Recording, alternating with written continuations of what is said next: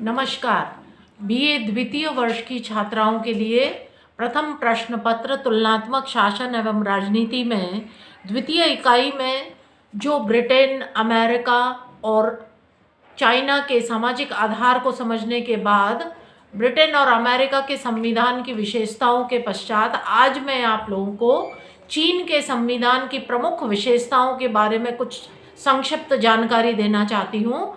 जैसा कि मैंने पिछले वीडियो में आपको ये जिक्र किया था कि चीन का जो सामाजिक और आर्थिक आधार की जो मैंने जानकारी दी थी उसमें आपको ये संक्षिप्त में इतना ही वापस बता देना चाहती हूँ कि चीन एक एशिया महाद्वीप में एक विशाल जनसंख्या वाला देश माना जाता है और उसका क्षेत्रफल भी दुनिया में दूसरे नंबर पर आता है। काफ़ी बड़ा क्षेत्रफल है, बहुत विस्तृत क्षेत्रफल है और इसी के कारण उसकी जो सामाजिक, आर्थिक और राजनीतिक व्यवस्था है उसका प्रभाव विश्व के अन्य देशों पर भी पड़ता है और चीन एक महाशक्ति के रूप में आज वर्तमान में उभर रहा है। और हम चीन के संविधान की विशेषताओं को समझने से पहले हम ये देखें कि आज जो नया संविधान 1982 में जो अपनाया गया था उसी के अनुसार वहाँ की राजनीतिक व्यवस्था का संचालन हो रहा है।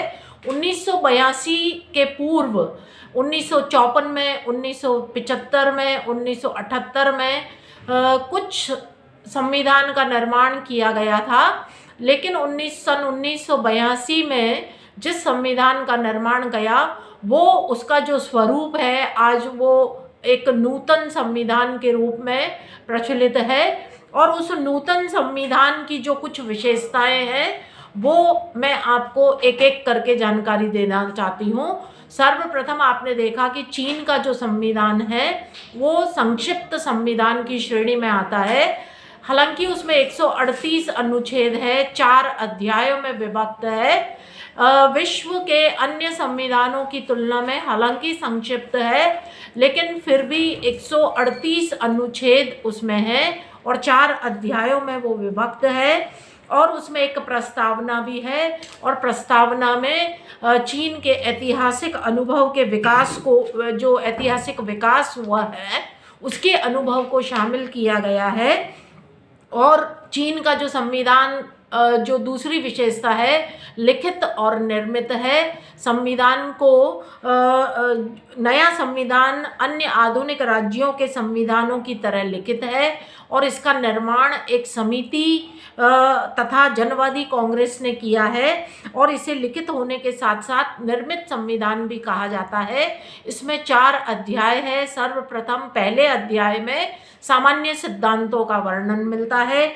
दूसरा अध्याय नागरिकों के मौलिक अधिकार और उनके कर्तव्यों के बारे में बताता है। तीसरा अध्याय राज्य संरचना अर्थात सरकार के जो विधायी, कार्यकारी और न्यायिक अंग है उनके बारे में जानकारी देता है। और चौथा अध्याय राष्ट्रीय ध्वज, राष्ट्रीय चिन्ह और राजधानी का ब्यौरा प्रस्तुत करता है। तीसरी इसकी जो विशेषता है कि पारिभाषिक दृष्टि से कठोर है लेकिन व्यावहारिक दृष्टि से ये लचीला संविधान है। पारिभाषिक दृष्टि से चीन का संविधान भले ही कठोर है और संविधान में जो संशोधन है हालांकि राष्ट्रीय जन कांग्रेस द्वारा किया जा सकता है, लेकिन सामान्य कानूनों का निर्माण भी वही करती है। लेकिन सामान्य कानूनों के निर्माण और संविधान में संशोधन की जो प्रक्रिया है वो दोनों बिल्कुल अलग अलग है। सामान्य सिद्धांतों के निर्माण के लिए साधारण बहुमत को काम में लिया जाता है, उसके आधार पर साधारण कानूनों का निर्माण होता है।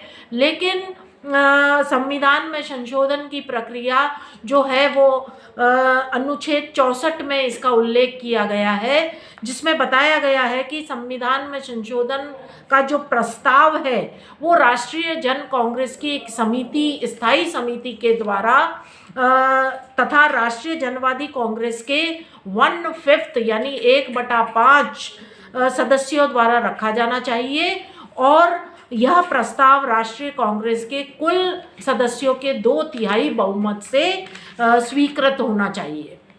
तो इस प्रकार से पारिभाषिक दृष्टि से भले ही कठोर है, लेकिन राष्ट्रीय जनवादी कांग्रेस में एक ही दल यानी साम्यवादी दल का ही वर्चस्व है और उसका बहुमत जो है 2/3 बहुमत हासिल किया जा सकता है। इसलिए संविधान में संशोधन की जो प्रक्रिया है वो एक लचीलेपन को दर्शाती है। चौथी बहुत ही प्रमुख विशेषता चीन के संविधान में है जनवादी लोकतांत्रिक तानाशाही। हालांकि 1978 के संविधान में सर्वहारा वर्ग की तानाशाही का उल्लेख किया गया था, लेकिन वहीं 1982 के संविधान में प्रथम अनुच्छेद में यह घोषणा की गई है कि जनवादी चीन जो है वो जनवादी लोकतांत्रिक तानाशाही वाला एक समाजवादी राज्य है, जिसका जो नेतृत्व है श्रमिक वर्ग के हाथ में है और श्रमिक तथा किसानों के बीच एक अटूट मैत्री का संबंध विद्यमान है।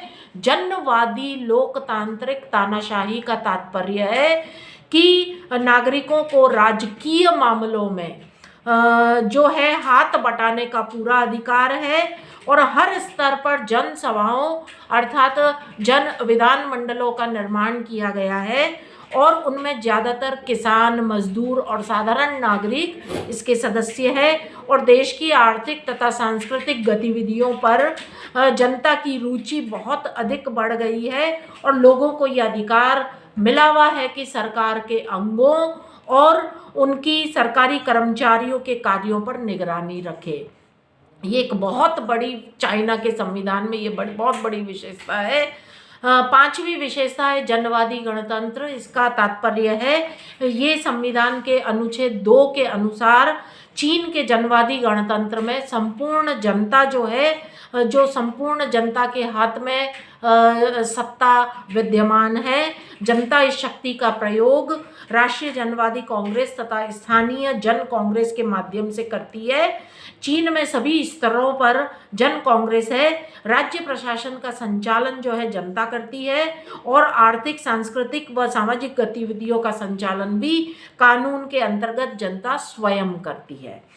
छठी विशेषता है बहुराष्ट्रीय जो राज्य, वहाँ 56 प्रकार की राष्ट्रीयताएं विद्यमान है, जिसमें हान राष्ट्रीयता जो है वो प्रमुख रूप से वहाँ पर जो है उस राष्ट्रीयता में सबसे ज़्यादा जनसंख्या, व्यक्तियों की संख्या जो है वहाँ पर हान जाति की है।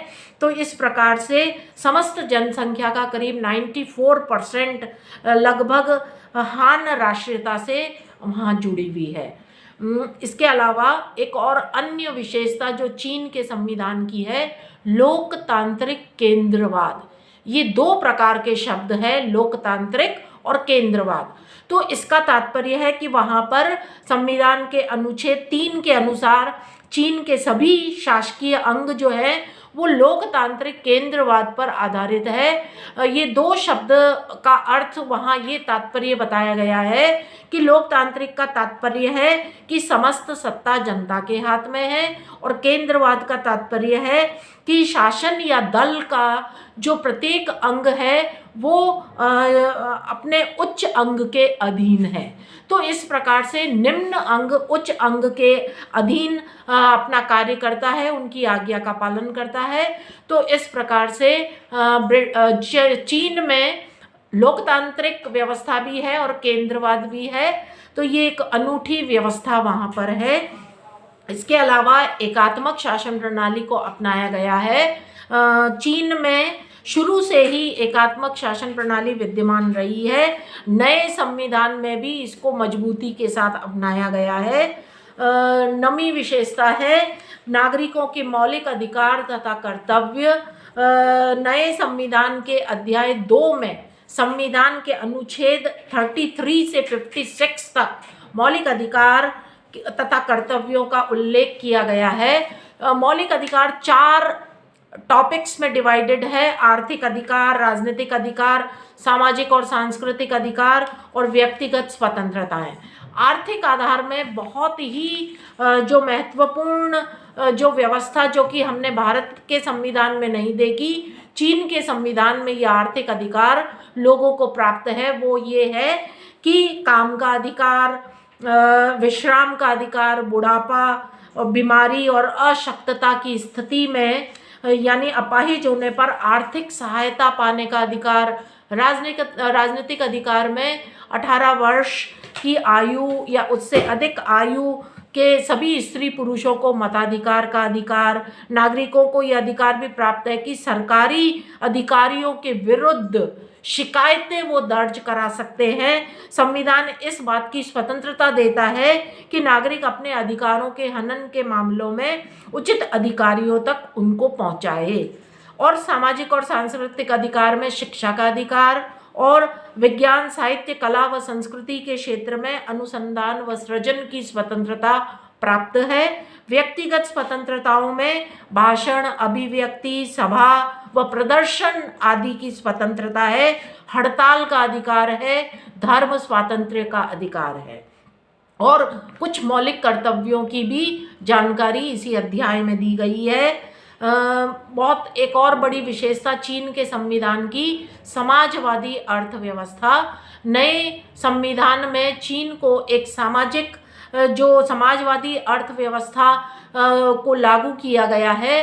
हालांकि अब ये व्यवस्था धीरे धीरे एक मिश्रित अर्थव्यवस्था के रूप में बदल गई है और उसी के अनुसार वहाँ की जो राज्य का संचालन है, जो समाजवादी अर्थव्यवस्था को अपनाया गया है, उसी के अनुसार उत्पादन के साधनों और राज्यों का जो नियंत्रण उन पर स्थापित है, उसी व्यवस्था को उसके अनुरूप ढाला गया है।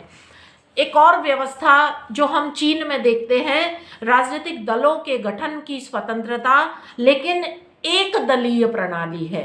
हालांकि चीन के नए संविधान में जो है एक साम्यवादी दल के अतिरिक्त 8 अन्य राजनीतिक दलों का भी अस्तित्व है, लेकिन वहाँ पर एक दलीय व्यवस्था यानी साम्यवादी दल को ही समूचा नेतृत्व और क्षमता उसको प्राप्त है। एक और विशेषता जो नए चीन के संविधान में हम देखते हैं कि उसमें केंद्रीय सैनिक आयोग की व्यवस्था की गई है। एक और चीज़ उसमें बदलाव हम देखते हैं नए संविधान में कि राष्ट्रपति और उपराष्ट्रपति की पद की पुनर्स्थापना की गई है। और चीन के संविधान में हम ये देखते हैं कि सेना, पार्टी और नागरिक शासन के बीच सत्ता के लिए प्रतिद्वंद्विता खड़ी हो सकती थी। इसलिए इस कमी को दूर करने के लिए, इस स्थिति को दूर करने के लिए चीन में एक ही व्यक्ति को तीनों प्रमुख पदों पर आसीन करने का मार्ग अपनाया गया है।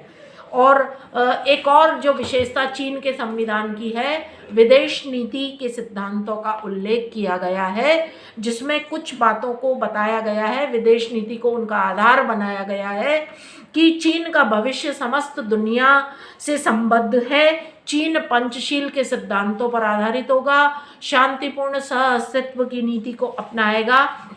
तो इस प्रकार से उसकी जो विदेश नीति है इन्हीं सिद्धांतों पर आधारित है। और अंत में न्यायपालिका की जो स्थिति है वो अधीनस्थ स्थिति है। ये जनवादी चीन में न्यायपालिका की स्वतंत्रता, सर्वोच्चता और निष्पक्षता जैसे सिद्धांतों को नहीं अपनाया गया है, बल्कि चीन में जो है वो न्यायपालिका की जो स्थिति है वो अधीनस्थ अंग के रूप में अपनाया गया है। और वहाँ पर न्यायपालिका को संविधान की व्याख्या करने, संविधान विरोधी कानूनों को रद्द करने तथा सरकारी हस्तक्षेप के विरुद्ध नागरिकों के मौलिक अधिकार की रक्षा करने का भी अधिकार वहाँ नहीं है। केंद्रीकृत न्यायिक संगठन इस बात को दर्शाता है कि चीनी न्याय व्यवस्था में उच्च मात्रा का केंद्रीकरण है और न्यायाधीशों को स्वतंत्रता पूर्वक निष्पक्ष होकर कार्य करने का अधिकार नहीं है। तो इस प्रकार से चीन के संविधान की विशेषताओं के उल्लेख के पश्चात ये चीज़ हमें ये नज़र आती है कि आज चीन जो है काफ़ी आर्थिक दृष्टि से काफ़ी प्रगति कर चुका है। राजनीतिक दृष्टि से भी इसका अध्ययन करना अत्यंत महत्वपूर्ण हो चुका है, क्योंकि वहाँ पर जो साम्यवादी विचारधारा है और जो राजनीतिक व्यवस्था अपनाई गई है उसको हमें पढ़ना आवश्यक है। धन्यवाद।